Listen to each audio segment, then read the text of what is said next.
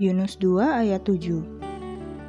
Ketika jiwaku letih lesu di dalam aku, teringatlah aku kepada Tuhan, dan sampailah doaku kepadamu ke dalam bait-Mu yang kudus. Pernahkah saudara merasa kehilangan keinginan untuk berdoa?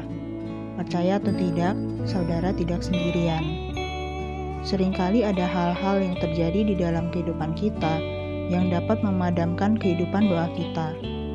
Saya akan membagikan beberapa hal yang mungkin dapat menjadi penyebabnya. Yang pertama, biasanya kita berhenti berdoa karena kita merasa terlalu sibuk untuk berdoa. Kita merasa harus melakukan ini dan itu, setelah menyelesaikan ini harus menyelesaikan itu. Mungkin awalnya kesibukan kita hanya mengurangi waktu kita untuk berdoa. Lama-kelamaan, di saat kita berdoa, pikiran kita melayang ke hal-hal yang harus kita lakukan nanti. Pada akhirnya, kita tidak lagi memiliki waktu untuk berdoa. Saudara, seandainya kita membandingkan kesibukan, seharusnya Tuhan lebih sibuk dari kita. Tapi Dia tetap rindu berbicara dengan kita. Lagi pula, bukankah sebenarnya semakin sibuk kehidupan kita, seharusnya kita justru semakin mengandalkan Tuhan. Seringkali, kesibukan kita bahkan membuat kita terburu-buru dalam memutuskan sesuatu. Padahal bisa jadi itu bukan keputusan yang bijaksana. Bagaimana kalau kita rehat sejenak dulu dan berbicara dengan Tuhan?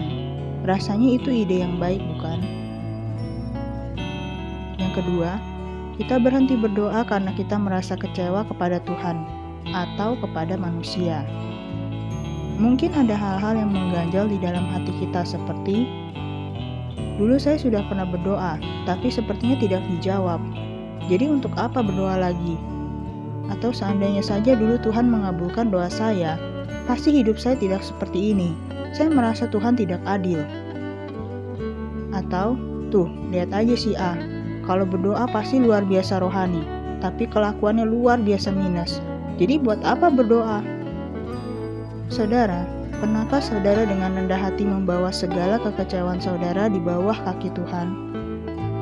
Di saat saudara melakukannya, saudara akan menyadari bahwa hubungan saudara dengan Tuhan itu jauh lebih berharga daripada kekecewaan saudara. Seringkali, ego kita yang menghalangi kita untuk sungguh-sungguh datang kepada Tuhan. Lebih baik menghampiri Tuhan dengan jujur, daripada sengaja bersikap mendiamkan Tuhan hanya karena kekecewaan kita.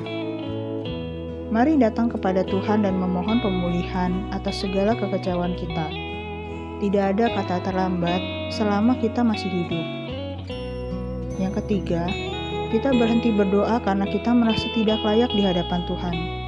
Mungkin masa lalu kita menghantui kita, atau kita merasa terikat dengan dosa tertentu. Saudara, Tuhan Yesus jauh lebih besar dan jauh lebih berkuasa dari masa lalu kita ataupun dosa-dosa kita. Jadi kapanpun ketika saudara merasa ingin menyerah dan berhenti berdoa, ingatlah firman Tuhan dalam Yunus 2 ayat 7. Ketika jiwa kita terasa letih lesu, ketika hidup ini terasa buntu, jangan menjauh dari Tuhan. Ingatlah kepada Tuhan dan berdoalah kepadanya. 2 Timotius 2 ayat 13 berkata, jika kita tidak setia, Dia tetap setia, karena Dia tidak dapat menyangkal dirinya. Saudara, jangan menyerah dalam hubungan kita dengan Tuhan. Jangan biarkan kesibukan kita, kekecewaan kita, masa lalu kita, atau dosa-dosa kita menghalangi hubungan kita dengan Tuhan. Kita mungkin pernah berubah dan mengecewakan Tuhan, namun Tuhan Yesus tidak pernah mengecewakan kita dan Tuhan Yesus tidak pernah berubah. Dia tetap setia mengasihi saudara. Maukah saudara memperjuangkan kembali hubungan saudara dengan Tuhan? Mengajar dan menyampaikan firman Tuhan yang luar biasa, yaitu jangan kita menyerah, ya. Marilah saudara sekalian dan adik-adik dan juga brother sister, masalah apapun yang kita hadapi, bahwa Tuhan Yesus tetap setia. Dia adalah Bapa yang baik. Dia tiap hari menunggu kita, memandang dari jauh kapan kita balik, seperti anak yang sulung itu. Dan Dia memeluk kita, Dia mencium kita, biarpun kita bau, Dia tetap setia mencintai kita. Marilah kita bangun hubungan kembali dengan Tuhan. Ya, masalah kita boleh sebanyak apapun ya, tetapi kasih Yesus tidak pernah berubah. Cinta Dia senantiasa ada di dalam kehidupan kami.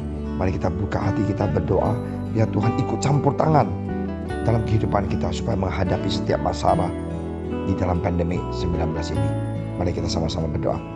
Terima kasih Tuhan Yesus atas firman Engkau.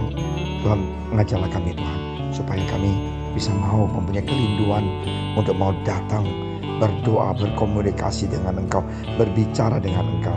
Terima kasih Bapa, dalam nama Engkau Tuhan Yesus, bentuklah kami, ubahlah kami. Haleluya, amin. Tak usah ku takut, sebab Kau sertaku. Tak usah ku